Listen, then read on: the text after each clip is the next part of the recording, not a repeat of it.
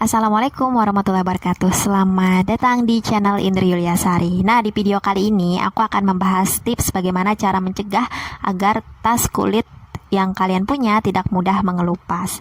Sebelumnya aku ucapkan terima kasih karena udah mampir di video kali ini. Jangan lupa subscribe agar aku tambah semangat bikin videonya ya.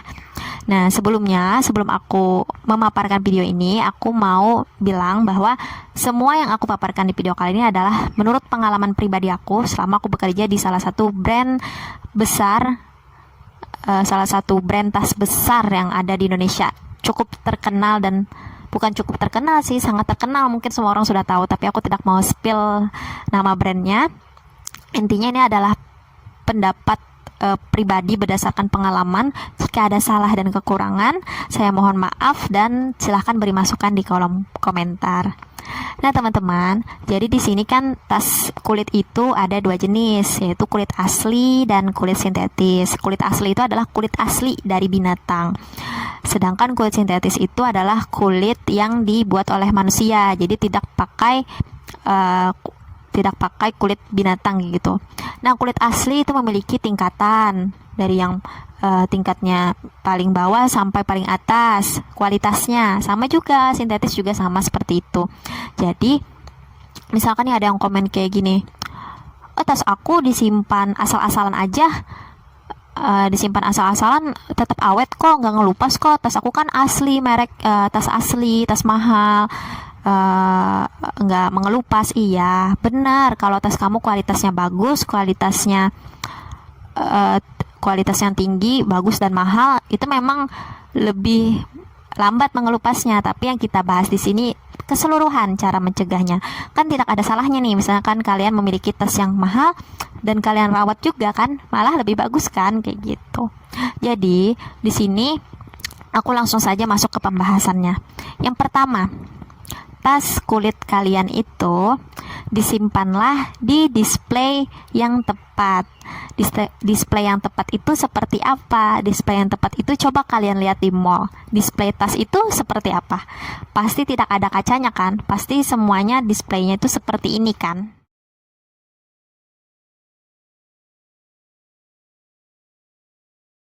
Nah, seperti itu displaynya.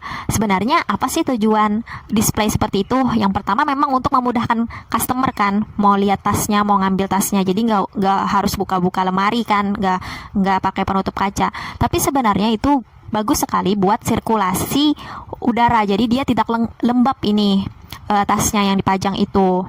Makanya semua display tas mewah ya di mall, yang baik itu menengah sampai yang mewah, itu terbuka seperti itu tempat displaynya. Jadi alangkah baiknya jika kalian ingin agar tas kalian tidak mudah mengelupas, maka kurangilah resiko lembab. Jadi kalau kalian mau bikin lemari nih, bikinlah yang seperti itu. Tapi jika kalian memiliki lemari yang ada penutup kacanya, ya bisa juga diakalin dengan cara lain. Tapi idealnya adalah menggunakan lemari yang seperti display yang ada di mall-mall itu. Nah, di mall itu yang menggunakan display kaca itu biasanya dompet. Kenapa jadi dompet pakai display kaca? Karena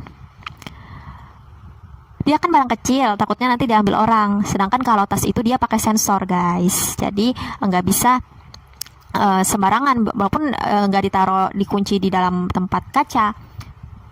Tapi kan dia ada sensor, otomatis kalau ada orang ngambil itu berbunyi sensornya.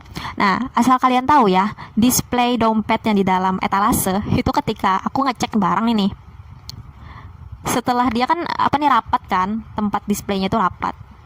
Setelah dibuka ternyata ada yang ngelupas, dan itu banyak yang ngelupas karena memang dia lembab dan memang itu harus kita cek setiap hari supaya tidak mengelupas karena lembab kan, dia tertutup. Jadi harus memang dibersihkan setiap hari.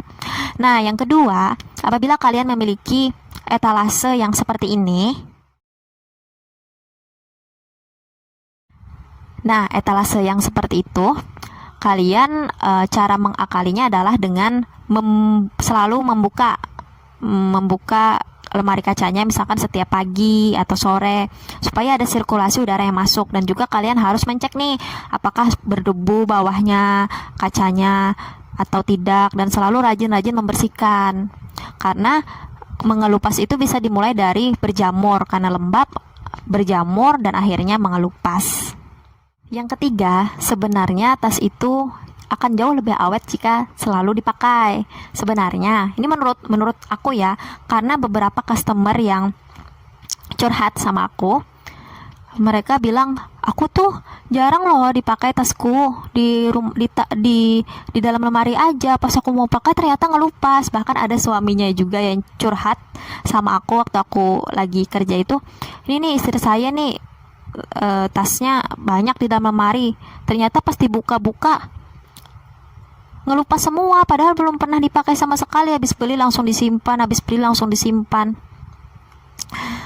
Malah tas yang aku dipakai istriku yang setiap hari ini loh yang awet. Nah, emang kayak gitu. Karena dia pertama penyimpanannya salah, terlalu lembab, tidak pernah dicek. Yang kedua memang tasnya jarang dipakai, jarang diperhatikan.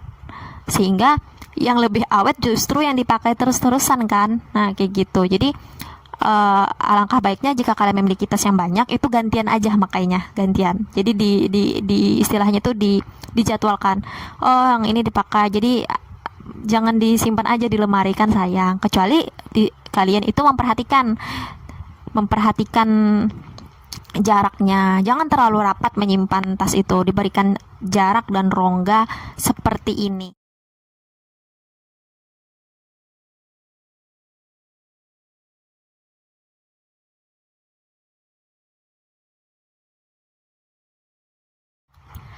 Nah, penyimpanan yang terlalu rapat seperti itu menyebabkan tas kulit yang kalian miliki itu juga mudah mengelupas. Jadi, kalau menyimpan di dalam lemari, usahakan kalian tuh jangan terlalu rapat. Berikan dia rongga atau istilahnya itu batas lah, jangan rapat banget seperti ini. Beri mereka batas atau rongga sehingga tidak saling berdempetan seperti itu.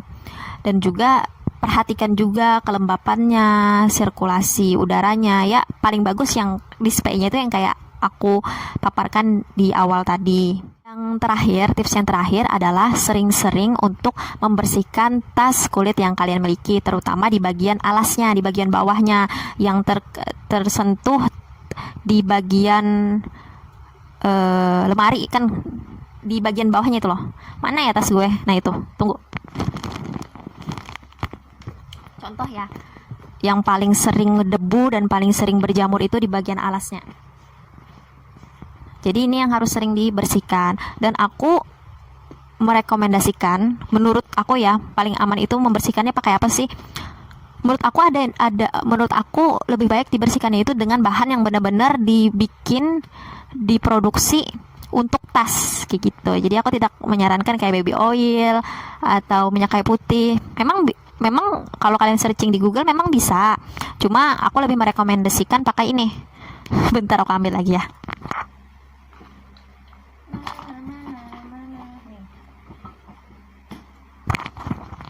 Pakai ini, aku nggak promosi ya, tapi ini emang bagus buat tas.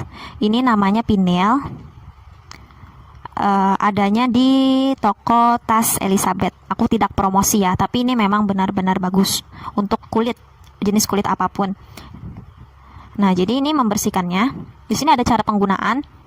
Di sini juga ada expired dan harganya. Ini tahun berapa ya? Aku beli tahun lalu mungkin. Yang kecil seperti ini 16.000, yang besar aku lupa harganya. Di sini ada cara penggunaan.